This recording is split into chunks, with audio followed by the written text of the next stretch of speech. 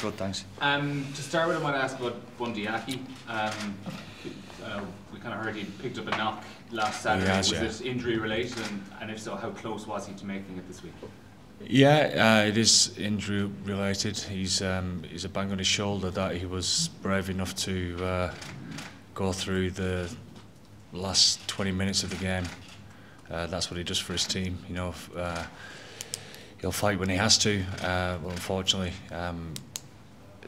really saw at the beginning of the week, a little bit shut down, etc. And would have been a risk.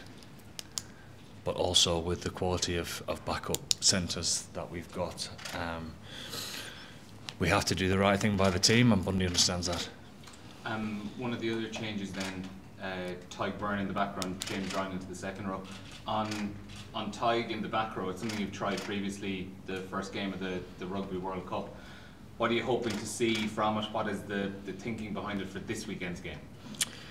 Well, I mean, you can talk about Tyg or Pete going to the bench, but what people are failing at this moment in time to talk about is James Ryan has been a starter for us for years and years and been a real leader within our side, and he's not happy sitting on the bench neither, and we've seen some real guts and fight and determination to want to get his starting place back. So he's I thought he had a great impact off the bench last week, and how he's trained throughout this tour so far shows that he's hungry, so we're hoping to get something from him, and also we know that Tyg Byrne's a world-class player no matter what position he plays in. And then also Caelan Doris as captain this week. It's something that's going to come up during the week around his communication with Luke Pearce last week, and there's obviously been he's spoken about it as well this season, about how it's been a work in progress for him stepping up to captaincy and dealing with that. Are you fully confident in his ability to work with the referees and the officials on the day? I'm more than fully confident. I thought he was excellent at the weekend. I think first and foremost he leads from the front. I mean, he's in outstanding form. His performance last week, never mind the leadership or the captaincy bit, he was outstanding. So that's, you know, be the best version of yourself. That's the best form of leadership. But also he's a calming influence. He's bright. The questions that he's going to the referees with are the right ones. His manner is very good as well. I'm sure as Caelan goes through his leadership roles, and hopefully there'll be many more as far as captaincy is concerned. Albeit he is still in that infancy, isn't he? As far as trying to get some more experience there, hence why he's got this opportunity. But he'll continue to earn respect from himself as a captain, as a leader, but more so in the eyes of the referees as well. And Robbie came off, I think, with a head injury. Yeah. What was the timeline of him being available for today's game? Did he fail HIA? No, he didn't. His HIA, his concussion not confirmed. So he went through the protocols 2 and 3, flying colours, no concussion confirmed. So he's not missed any training this week. So he had to come off. It's the pings on the gum shield, yeah, and therefore the ruling at this moment in time, the pings on the gum shield, if it's before half time, you have to get a HIA at half time, and as we know, it's a tough old process to go through. What was, if you had a conversation with Peter, what was that like? Obviously you're captain again for this campaign. What was the chat like?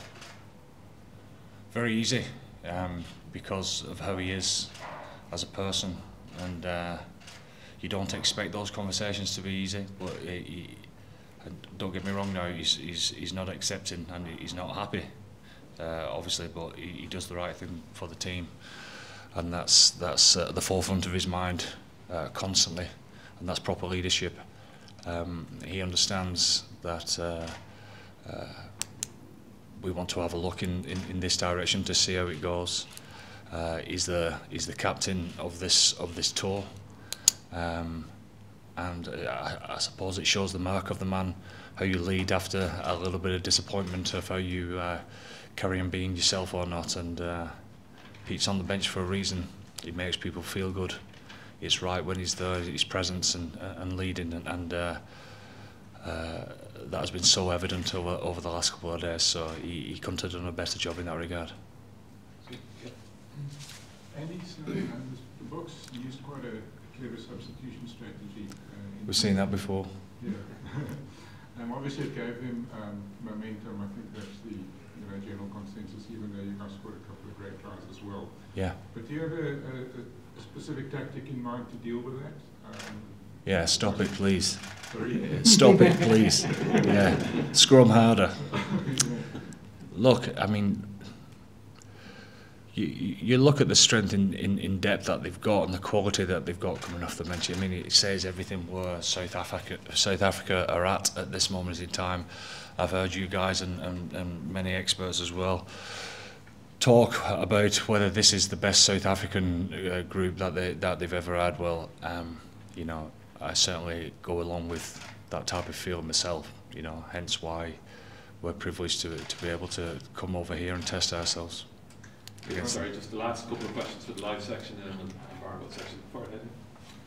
On the other hand, it's also a game of extremely small margins. Yes. I mean, centimeters.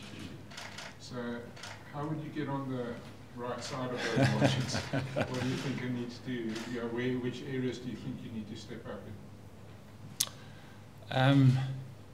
Quite a bit, actually. I mean, I've no doubt it was a great game to watch and exciting, a bit chaotic at times. You know, there was a lot going on, decisions-wise or lack of them, and you know, all the talk's been of that as well. But that was a proper test match, and I get all that. But when we strip it back from our side, we're disappointed enough, especially like I said about our first half performance. It wasn't us doing things properly, and it might not seem like that to everyone, but to us it was. So therefore, we need to improve. We need to commit and be better than we was. I've no doubt South Africa are going to be twice as good this weekend, and so hence why we need to move pretty quickly this week as far as the honesty of where we're at and what we need to do going forward. Okay, last question for the live section. Yeah, great. Sorry, and on that game, if we go back to the World Cup game, I think a lot of people thought it was a great game in terms of how accurate it was, how technical it was, how well both sides played.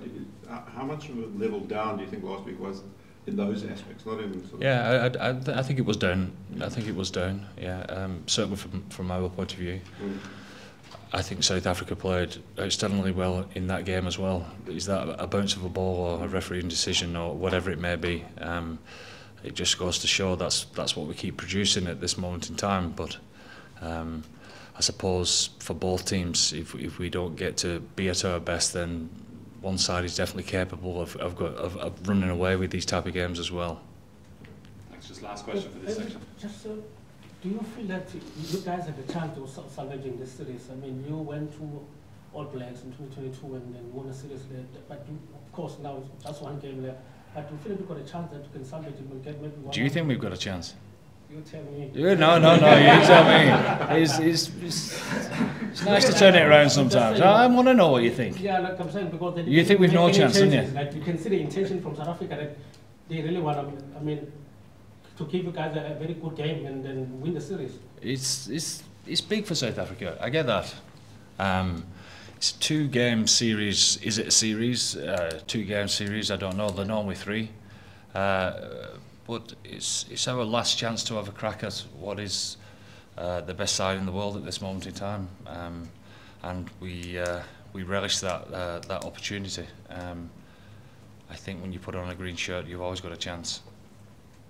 Okay, that's it for the online